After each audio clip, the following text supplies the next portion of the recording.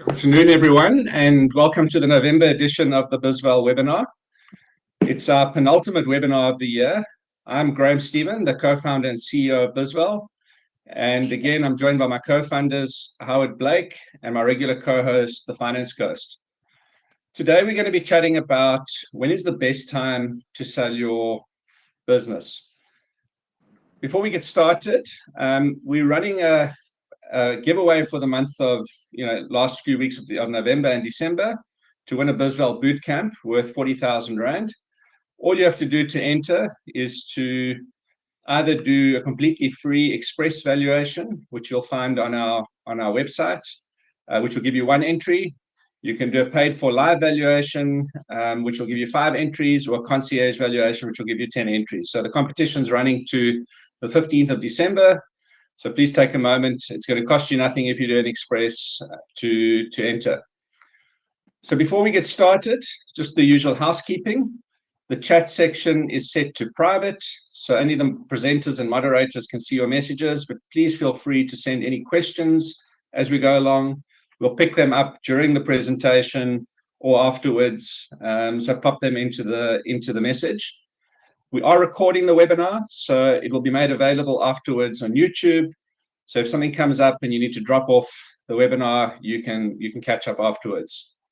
Please also check out the handout section on the webinar. You can download our latest newsletter on the handout section. If you're curious, as I mentioned, we've got our bizval Express valuation tool. So there's a featured section on the webinar. You can click on there, scan the QR code, and that will take you straight through to our Express valuation. So this week, I'm just going to move through the slides. Apologies. Okay. So last week at our previous webinar, we asked the question, have you ever considered buying a business?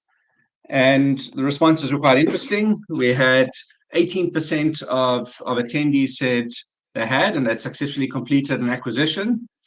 There were another 15% who said that they had, but the deal never concluded. And 60% of people had thought about it, but never proceeded. So clearly a lot of appetite for thinking about buying businesses, and some good feedback from the previous session. Today's poll that we're running has got to do with selling your business. So the question is, how old will your business be when you want to sell? So today we're talking about when is the best time to sell. So take a moment and please go and answer the poll. So if you've missed our previous webinars, they are available both on YouTube and on our website. So today we're going to be talking about understanding the best time to sell. So I'm going to start with some of the background and context, and we'll touch on some key concepts that we've covered in various previous webinars. The Ghost is then going to dive into some of the technical elements and some of the insights that we've had, what our data is showing when the best time is to sell, what some of the market data is showing. And Howard is going to wrap up with some real world insights in terms of some of his experiences and some of the deals that he's been involved with, whereafter we'll go through to questions. So to kick off, there are a lot of businesses out there, millions and millions of businesses. So if we look at the US alone, and we look at the Census Bureau data in the US, there's over 12 million formal small and medium businesses. And if you extend the definition, there's another 20 million on top of that in the US. South Africa has got about 2.6 million businesses, and I think it's about 400,000 registered small businesses. So there's a lot of businesses out there. As we've discussed in previous webinars, only a small portion can be sold, and data shows that probably 15% of businesses can be sold, and even a smaller portion of that actually does get sold. So to touch on why, the first one, and you look at this, this picture, you're saying, why is there a picture of a hamburger? And I'm going to talk about owner dependence. Owner dependence is probably the biggest issue, and it's really problematic as it's hard for business to scale beyond the founder. So you might say, what's a burger got to do with owner dependence? And if you look closely at the picture, you'll see some special sauce that's kind of leaking out from under the burger there. And the founder of a business is usually that special sauce to get it off the ground. Now, it's not a magical ability, but what founders have in common is they've got an ability to spot an opportunity, to challenge the status quo, and then take action into creating an opportunity and making something of that opportunity. And often when a business gets started, the relationships with key customers, suppliers are centered around the founder. Along the way, as the business is built, we might bring in some key staff members. At the time, they might have been the right people. It could be what the business could afford, but they aren't necessarily capable of stepping into managerial or even strategic roles down the line.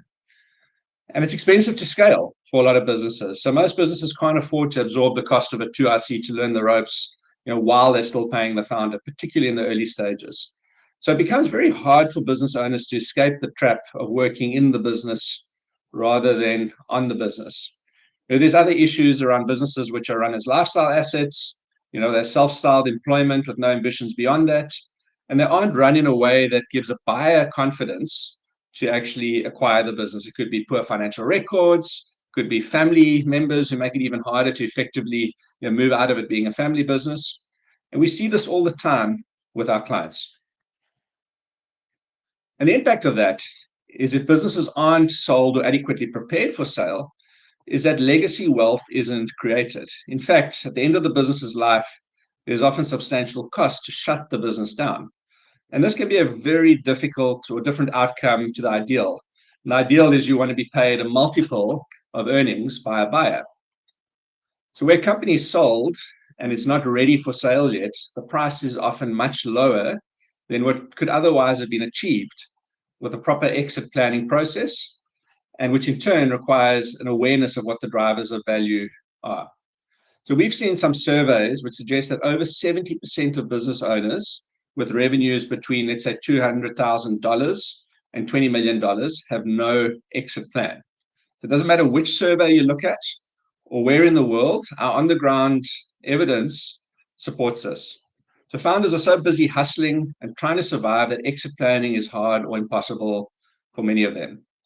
The one other thing I want to touch on from an impact perspective is that, the so-called baby boomer generation is due to sell businesses over the next decade, and there are many of them. So this assumes they get to retirement age and they want to move on, which I think is a fair assumption. But many of these businesses are going to hit the market in the coming years. And if they don't sell, there's a substantial economic cost. So it also means that there's no more assets competing for capital, which puts downward pressure on exit multiples. So the point I'm trying to make is it is important to prepare for sale and understand what those sort of timelines look like. Lastly, I want to just talk about a concept, and you're saying when's the right time to sell.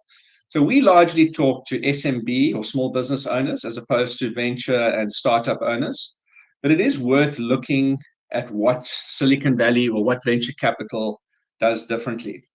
So there are things about venture capital style investors, which I think if they're taken out of context, can actually be particularly harmful for business owners, particularly the sort of binary outcomes that get put onto the founders. A lot of VCs are, go big or go home. They're literally, unless you scale quickly and rapidly, the alternative is the business gets shut down. And often there's a focus on growth ahead of profitability. But the reason we some of the positives out of that is we have to ask is why do they prioritize growth? So why do they invest heavily in the business and allow the founder to quickly build a substantial team around them? And the reason is simple. It gives the best possible shot at an exit down the line because it's building a business that's independent of that owner and growing quickly. And most acquirers want to buy something of scale. Most serious acquirers don't want to buy a hobby business. They want to buy something with a professional team in place beyond the founder, which is exactly what VCs insist on. So there's a lot to learn from VCs. There's a lot from VCs that we don't think should be applied in, let's say, 95% of SMB businesses. But that 5% that we can learn from them, it is important. And the way that they scale and exit are two important learnings.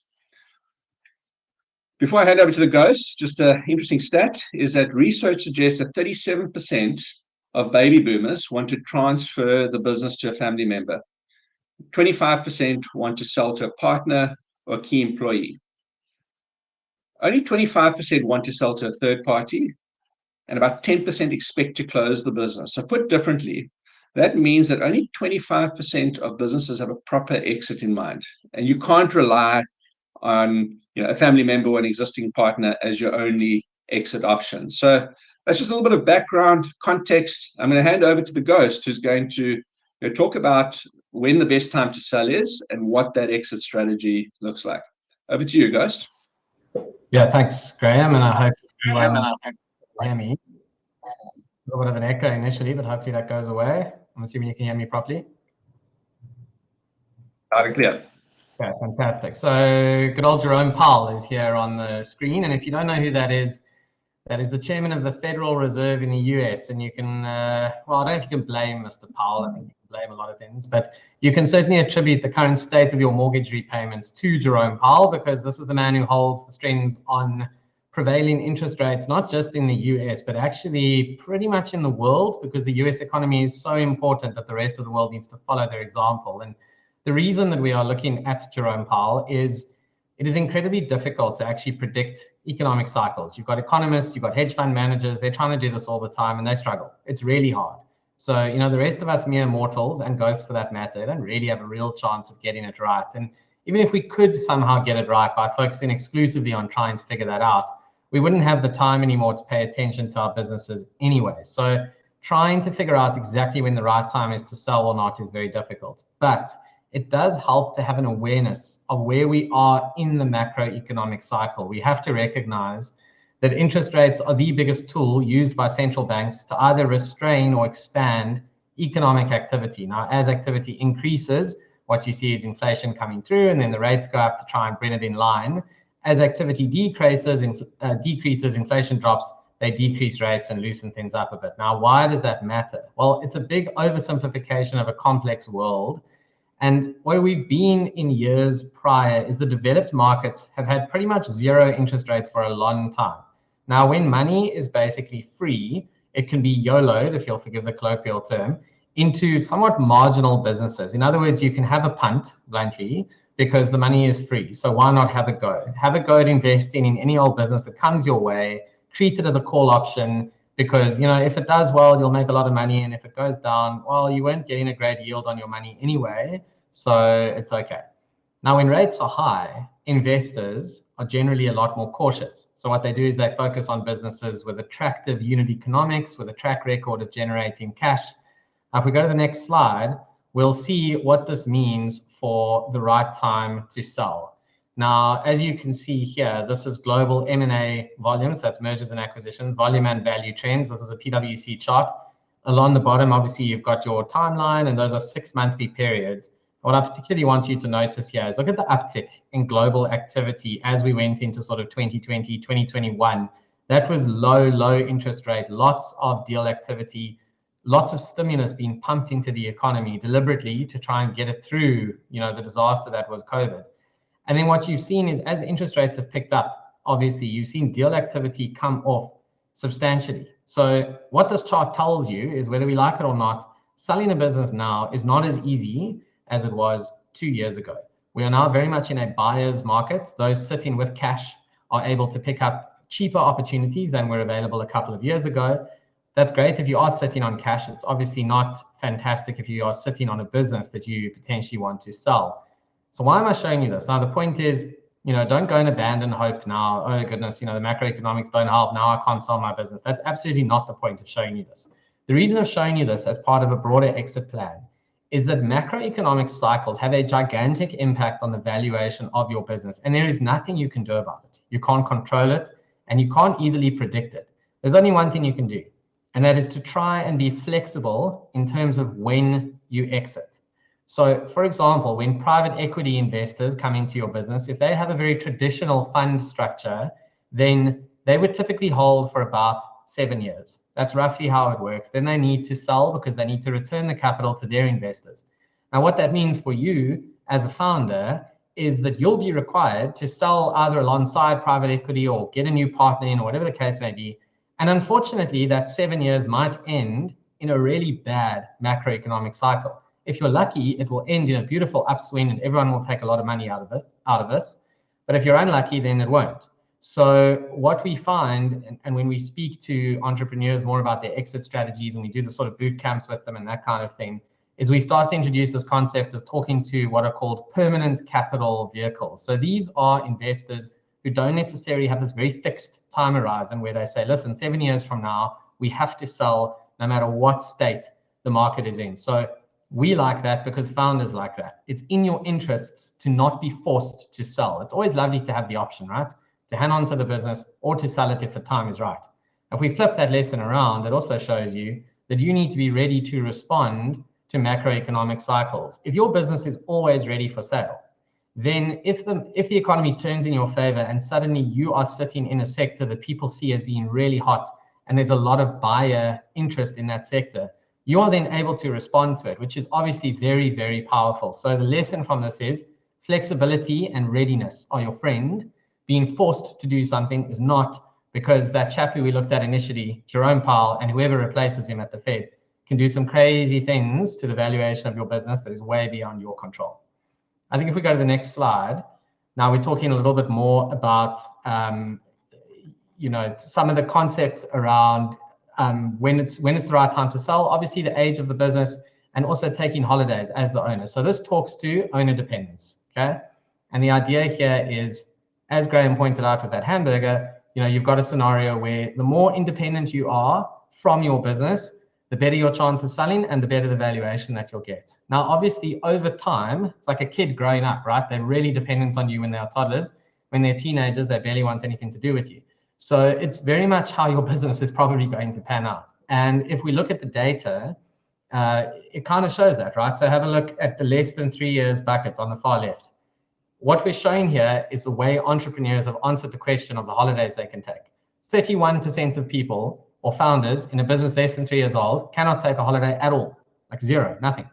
Unfortunately, that seems to also spike towards the end.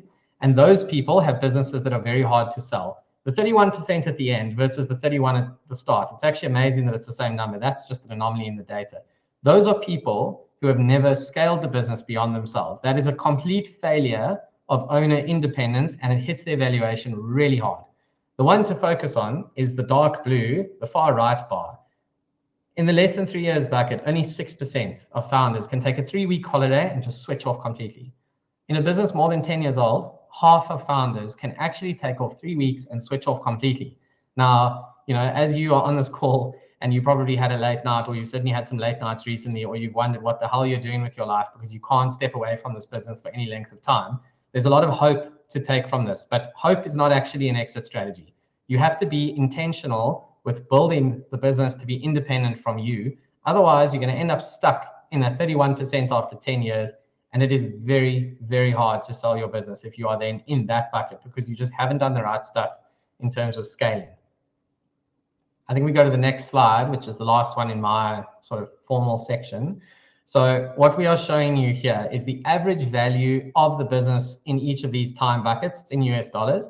And that is the bar, obviously. And then the average multiple is the line. Now, obviously, that you've got to recognize that in the data, there's going to be distortions, right? Businesses that are more than 10 years old have grown to a certain size. You would expect them to be bigger. There's a lot of survivorship bias in this. We recognize all of these things. But what you can see here is that the multiple kind of grows quite sharply from less than 3 years into 3 to 5 and then 5 to 10. And then it dips into more than 10. Now, the reason for this is as you transition from less than 3 years into those other buckets, what you're finding is the business is starting to become more independent from you. It's starting to have some track record and it's looking decent, right? And then as you dip into more than 10 years, the multiple actually comes off, unfortunately. And that is because the growth rate in the business slows down. So you have a scenario where you've got a lot of profit, but perhaps the growth rate has slowed down. And for that reason, investors may not be willing to put as much faith in your growth. They may not be willing to pay you as much for it. So you might be able to sell your business for more, but you're probably going to sell it at a lower multiple than a business that is still high growth with an exciting story to tell. So the lessons here are: be flexible with when you want to exit because of the macroeconomic volatility. Work towards owner independence, addressing that main reason why businesses don't sell. And then the third point is sell when there is still some growth left in the tank and there's something for buyers to actually get excited about. I think before we move on to Howard, I think it might be worth just a couple of questions that have come through. Probably right time to answer them now. So the first one was from Roland: is when would be the right time to bring in a private equity investor or partner? And then there's another question from Mornay just saying, can you just explain the average multiple concept quickly? So maybe we can just deal with those two questions quickly and then move on to Howard. Yeah, sure thing. Let me do the average multiple first. So the average multiple just basically means the average earnings multiple that gets applied to a business that we have valued here. So in other words, within all the businesses in the 5 to 10 years bucket, we look at it and we say, okay, right, what multiple did that come out at? So was it 3, 4, 5, 6, 7, 8, whatever the case may be? And that is an earnings multiple. So if your business is making $1 million a year profit or R1 million a year profit, if you can sell it on a 5 multiple and it was making R1 million a year, then you get 5 million Rand as the value of your business. So that's the point, is that as the business gets older, the multiple increases. The other question was around the right time to bring in private equity investors and partners. So look, it's a very big answer actually to a very small question. But I think high level is the earlier in the process you bring an investor in and the less ready you are for that investor, the more expensive it is to bring the investor in because your valuation multiple is lower. So the more you can do yourself, basically, before you bring an investor in, the more value you are getting paid for, because this is the value that you are actually bringing to the table and that the investor is looking at. If you do it very, very early on, you're in kind of venture capital land, and you might not necessarily get a great valuation. It might look huge relative to your profits at that point in time. But when you look back in 5 and 10 years' time and you look at the price at which you diluted, you might feel a bit sick, unfortunately. So the more you can do yourself, the better. And I would push that as far as possible before bringing in other investors. Thanks, guys. So I think you've given us some of the sort of data insight and what we're seeing, and I think let's move on to some of the real world stuff. So, Howard, a lot of the stuff is easy to put on paper. It's very difficult to execute. What would you say some of the major challenges are that you faced in preparing a business for sale? I think it's never ready for sale, and it goes back to Roland's question about when's the right time to bring PE. And I think just to add to what Ghost said on Roland's question, on private equity, my advice over the years of experience that I have is, if you are absolutely convinced that you've bagged a growth opportunity but you lack the capital to execute it, that would be a perfect time to bring somebody in, because you've exhausted your resources and you can't do it yourself. So you're going to have to rely on external funding to roll that out. The biggest mistake you can make is to try and attract private equity into your business when you don't have an opportunity to service. And that depends on whether you're in a services business or a business that produces a product. So you just need to give that some very careful thought. It's sometimes very flattering to be pursued as an entrepreneur by a private equity company who has seen value and opportunity in your business, but you have to steer that opportunity and you have to direct that opportunity. To get back to Graham's question, I'll say it's never sale ready because you're never quite prepared. You can do a lot of stuff in the background that makes you very sale ready in terms of having your audited financial statements up to date or your books up to date and have them normalized. But when the transaction process starts, all the data's got to be loaded into a data room, and all the due diligences and all those inquiries, the NDAs are signed in the inquiry phase of the examination of the business that's for sale begins, and it's extremely time consuming, and you generally have to have a team who can do it. And I think it bleeds across into the second question Graham was going to answer me around, is it very time consuming? And in my experience, if it's not very well managed and the resources aren't structured and systematically applied to the process that's going to run, you're going to dilute the strength of your management team. You're going to dilute the strength and the focus of your executive team if you have one, or the senior people in the business. And that distraction can go on for a year to 18 months, depending. And often teams take their eye off the ball. And in one that we did, the sales and marketing team was drawn into it, took their eye off the ball and led to a little bit of a downturn post-transaction, which of course raises all sorts of anxiety in the person that's invested in the business, etc. So it's really a balancing act. You have to engage the process in such a way that you're able to give the inquiring mind of the buyer all the information they need, while at the same time keep your business running and, most importantly, growing. It's one thing to run something, it's another thing to grow it. So you can't neglect those aspects. And it's quite a culture shock to an entrepreneur who's highly agile and is responding to all sorts of things and running an organization on a day-to-day basis, to suddenly be put into a deal process that they're completely unfamiliar with. Often there's all sorts of language flying around that you don't fully understand, and all sorts of examinations and due diligences. You know, due diligence isn't a simple thing. There's legal due diligences on the contract. There's accounting due diligences. I've been involved in cash flow due diligences, and you can almost imagine there's environmental due diligences. Now, there's just so much that can be thrown at you that really, as an entrepreneur, is quite irritating, because you're used to growing a business. Now you've got this admin hack going on 24/7 that you've got to comply with, and it distracts you, irritates you, and can take your eye off the ball. So I think you really have to apply careful balance that, and that's why advisors are a good thing.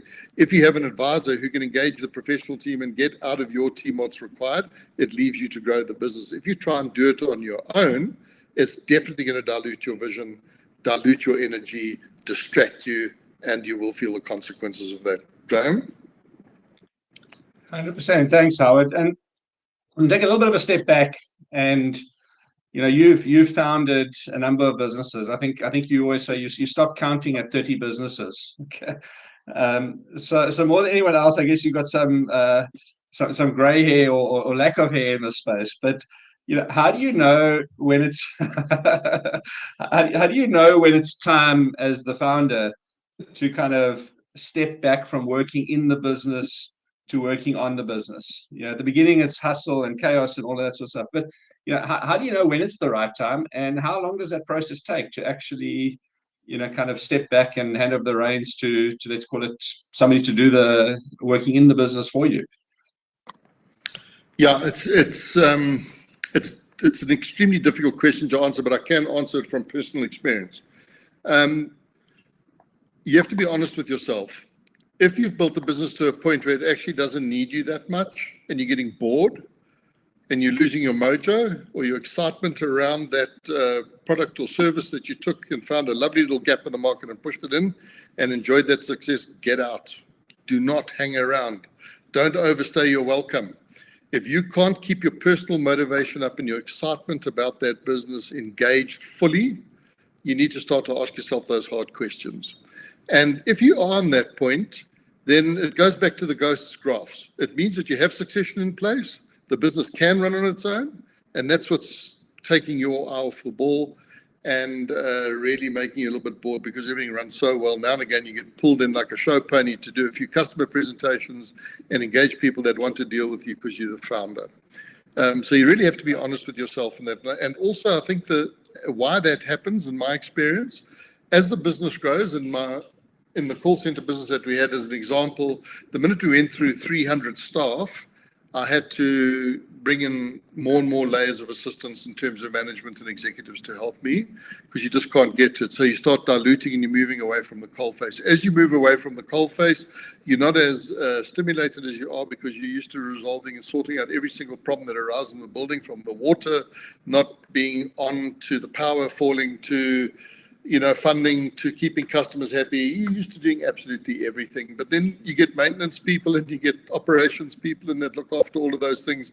And suddenly you have that time available to you, and you are diluted and pushed away from the coalface. So you've got to be very careful of that. If you're not involved in the granular aspects of the business and you aren't plugging your energy directly into those things, be warned, there will be a time when you might get bored with your own business. Then you've outgrown it, and it's time to move on and do something else. And there's no shame in that. There's nothing wrong with passing the baton on to the next person to take the charge. And by that time, you normally have great management in place, that a private equity operator or another bigger corporate coming in. I mean, we were acquired, I think, twice by banks. and then by a major retailer, and then by a private equity consortium. So we've been through that full spectrum in one of the business units, and we had 3,000 staff at the end. So when they get to those kind of levels, it's physically impossible. You're just not going to know everything, and you are going to become disenfranchised from the granular operational aspects at some point, and you need to be ready to deal with that. Graham? And Howard, I think you touch on a point. I think some of our surveys and stats have shown is that a lot of entrepreneurs and business owners, they're natural problem solvers and opportunity spotters. So I think the stats were over 50% or 60% of business owners, when we asked them what happens when you sell your business, what would you do next? I think only 10% said go and live a life of comfort. I think 60% said they'd start another business, and 20% said they would start an NPO, which is also in effect a type of a business, right? So Yeah. I think you're spot on. It's around what drives you as an entrepreneur, and identifying, when those triggers and those stimuli are no longer there, you need to think about moving on to the next thing. Yeah, and as you talk, it makes me think. So what happens is, as you bring the management layers in, and it normally starts with just bringing, my first hire was a CFO, right? Or an accounting guy. I'm not great at the accounting side of things. So I realized that weakness and brought him in very quickly, and then an operations person. And I think what happens at that dilution stage is you just got to accept you actually can't do everything. And the reason why entrepreneurial businesses survive is because they're agile and they can respond way quicker than established organizations to market changes, threats, and weaknesses and stuff like that. So what happens is the more management layers you bring in, the less agility you have as an individual, and you start feeling tied down by your own management team, and that leads to sometimes, any entrepreneur on this call will know, a lot of friction sometimes with your own management team, where you box a little bit to get things done, because the anxiety of executing, the speed of execution and the agility is what makes you successful. And when that starts to slow you down, the anxiety levels creep up, and then your energy is released and you want them fixed, and you want to get onto that agile execution. So yeah, it's a long journey, but it's interesting, and I wouldn't have it any other way. And I don't think many entrepreneurs ever go lie on the beach and contemplate life. If they did, I think they'd be dead in 6 months. I just don't think we're wired like it. This is what keeps us going, and it's not about the money. It's the hunt and making these things work and get them into great businesses that survive. And bear in mind, entrepreneurs worldwide employ the most people. Let's be honest. Governments don't. Big corporates don't. It's those entrepreneurs that are often overlooked that are actually employing the majority of people in any country, and hence the tax base. Howard, I see there's a question that's come through from Mark, and maybe a question to you from a personal experience and Ghost, maybe a perspective, from an industry perspective, is, would you recommend staying involved after selling your business to help with the handover phase? And if so, what would the approximate time be? Would this take into account, would you, the selling price? Ghost, maybe you answer that piece of the question, but yeah, what's your views on that? Mark, a great question, and once again, no hard and fast rule, but staying involved, yes. If there's a buyer who comes in who feels that they need to keep you on, yes, I wouldn't do it for longer than a year to 18 months, because if the business can't stand on its own feet in that time, then maybe you shouldn't be going anywhere, and it's going to lead to all sorts of squabbles afterwards. But if you've built a strong succession team and they can get on with it, maybe an immediate exit, and the management team can be incentivized to carry on by the new owner, or maybe a 3-month handover if they're concerned about warranty type issues, just to make sure the payroll is the payroll and the money in the bank is there, and all of those good things. So it really depends on the structure of the sale agreement, and really depends on your own personal appetite, whether you want to play a role going forward. But if you saw yourself wanting to stay on, maybe you shouldn't sell. Maybe you should just take on a minority stake, or so let someone come take a punt with you, or give you the capital to grow, or whatever the case may be, and hang on a bit longer. It's very much a personal thing. Yeah, I can add to that, Graham. I think when you have the conversations with a potential buyer, obviously the worst case scenario for a buyer is you as the founder want to take all your money off the table and disappear, because that's maximum risk for the buyer and it's minimum risk for you as the founder. You've now taken your cash and you're gone. So the easiest kind of conversation to have with a buyer or an investor is to say, hey, I'm actually looking for growth capital. I want all the money to flow into the business, and you and I are going to walk this road together. So that's one end of the spectrum. And then the other end of the spectrum is, hey, I want to take all my money and go. And there's a lot of stuff in the middle. There's things like, I want to take some money off the table and I want growth capital. That's quite common. And that works for buyers. They recognize that you've put in the hard work. You want to, just kind of secure your family's future, de-risk yourself to that extent, but you're still hungry to keep growing. That's a very, very nice middle ground that can work. And yeah, you'll often see in the deal structure, which Howard's alluded to there, stuff like earn-outs or whatever the case may be.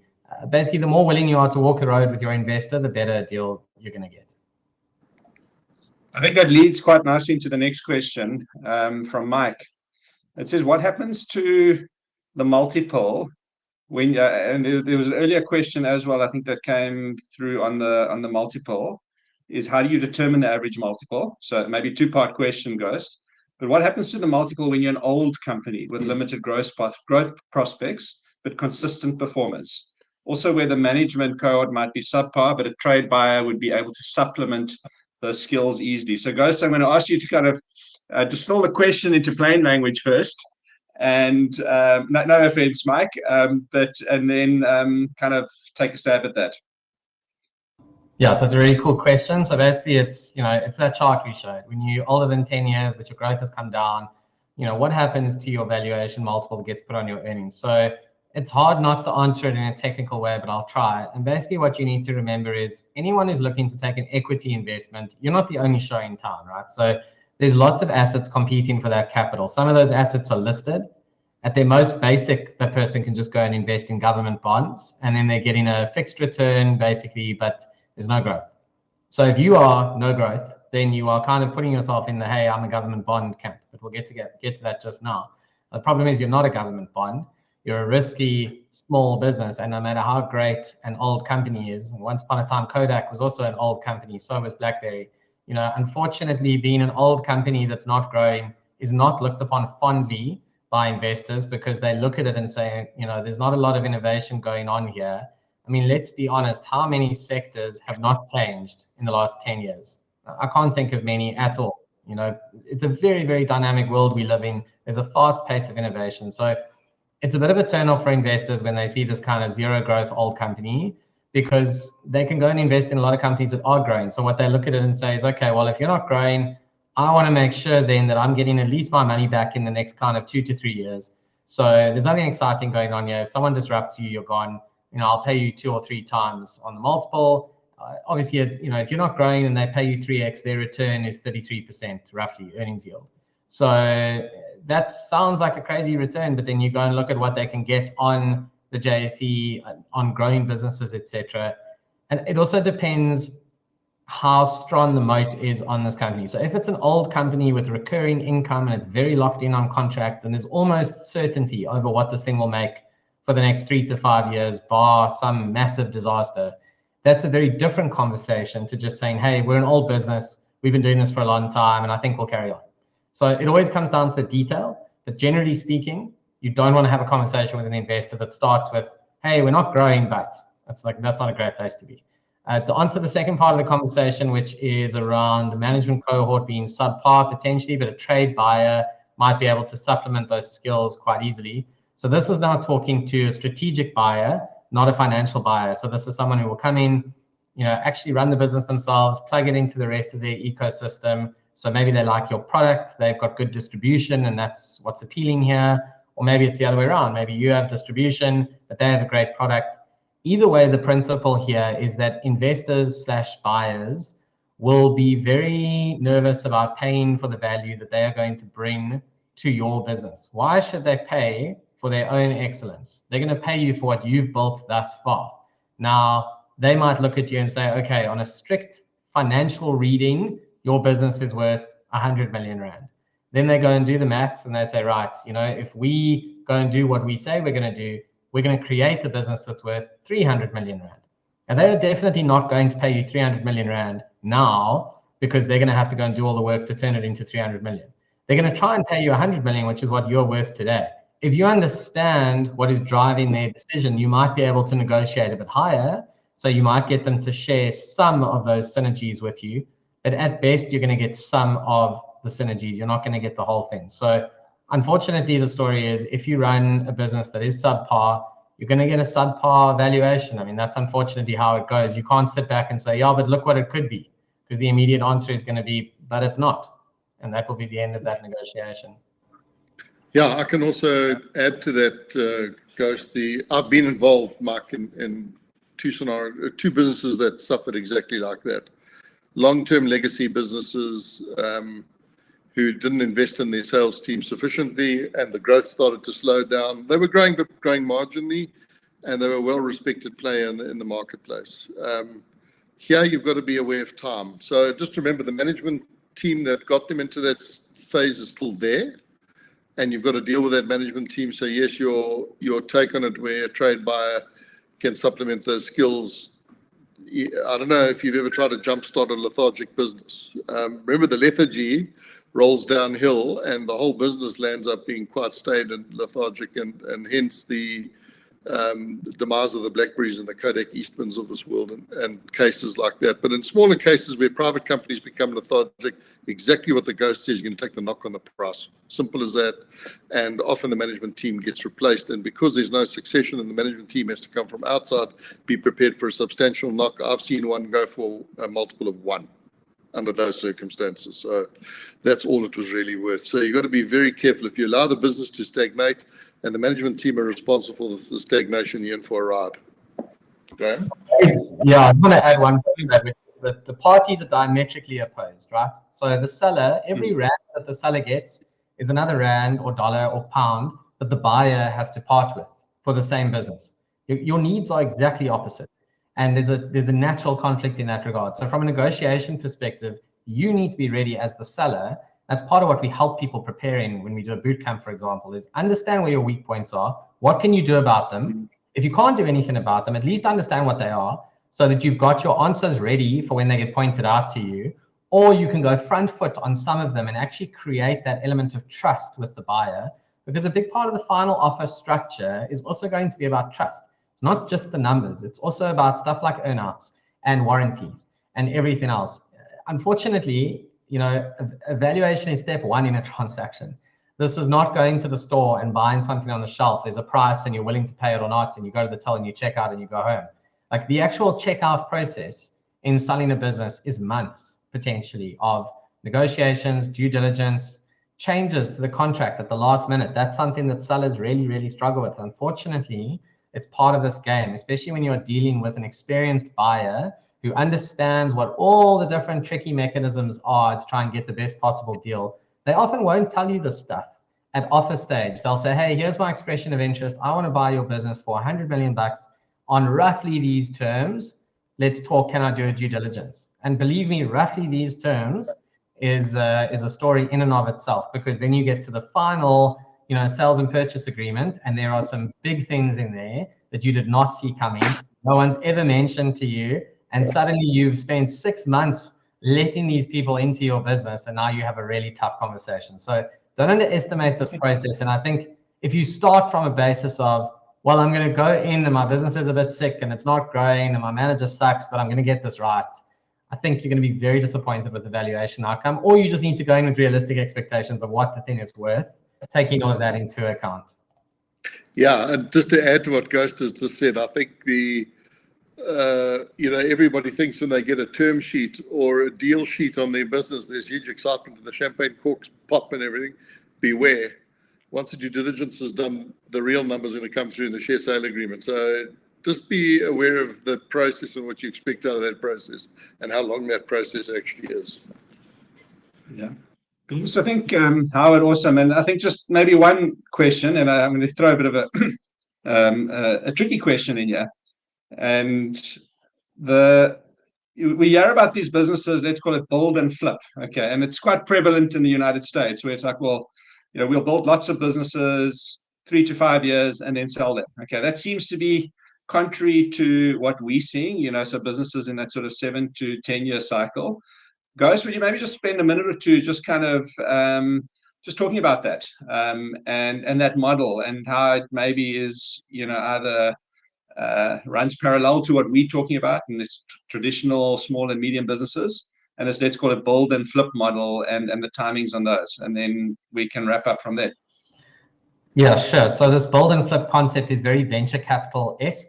So it often requires a strong tech angle to what you are building.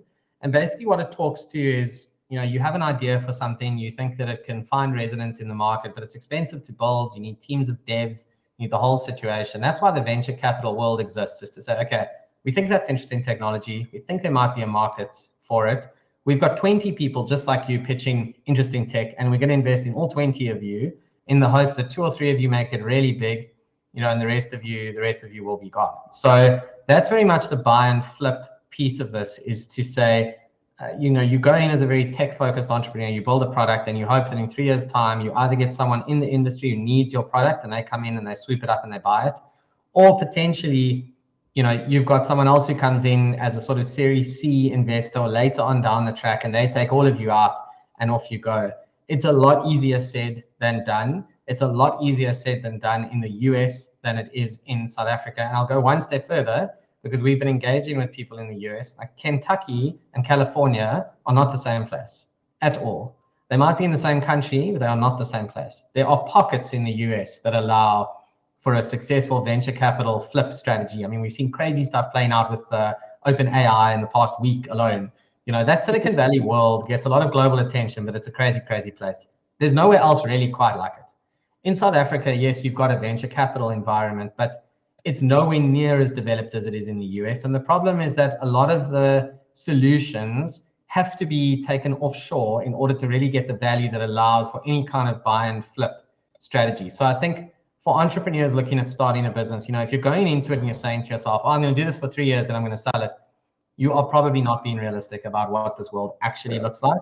Most of the entrepreneurs we work with have been at it for, a lot of them have been at it for kind of 5 years plus, and they're starting to think about exiting. The ones who really get the big exits, like the proper life-changing money, legacy type wealth, 20 years plus. That's the reality of what it takes to build these kind of businesses and to get it right and to have the track record and to innovate enough times, survive enough chaos. It's hard. If it was easy, there would be a whole lot of people driving around in Lamborghinis having sold their businesses. Unfortunately, there aren't. And there are a million good reasons for that.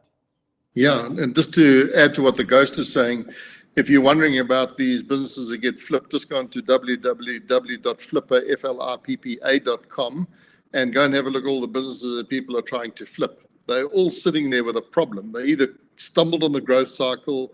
If they're in the tech side, there's certain technical elements they haven't quite got right, and they can't break through that next level ceiling, and so it goes on. In my experience, I've been a company director now for 41 years. I've seen a lot of businesses come and go. Anyone who starts a business who thinks they're going to be exiting in 3 years is dreaming. It's a 7-year cycle, whichever way you like it or don't like it. Businesses don't maturate in periods less than that. Even in tech businesses, I've been involved in at least 7 to 8 pure tech businesses that had bespoke, unique technology plugged into them, and they all take time. Ask Graham and the Ghost; they'll tell you how it takes time. We started bizval. We started bizval 18 months ago, and we're hammering away at it. It's nowhere near ready for any outside interest in it whatsoever. And I think being realistic. Howard. Yeah, I think I think's done a lot of damage is Instagram, YouTube, where people, you can't interrogate the veracity of the things that they say, and they make it look so simple and glamorous. And this business started with $1 and now it's worth 10 billion, and it's only 6 months old. It's absolute nonsense. Go and look at them in 5 years' time. They don't even exist anymore. They don't even have the Instagram account or the YouTube one. So just be careful of that. That's that flipping, that whole concept of flipping. You can do it with hard assets like a motor car or a house, and even that's hard. But a startup business, good luck, Graham. I actually wanted to add one. Sorry, Graham, just before I don't know if you're going to finish up now, but one thing I've just got to add to this is, the way we value a business is very much a financial angle. And sometimes we'll get someone say, oh, well, that's much lower. Like, I got an offer much better than that. Or I know someone, that's always how it starts, who sold their business after 3 years for this amazing amount. And that's fine. If that person found a sucker, that is great. That's a great outcome. Like, we all want to find a sucker to overpay us for a business. I mean, that's the dream.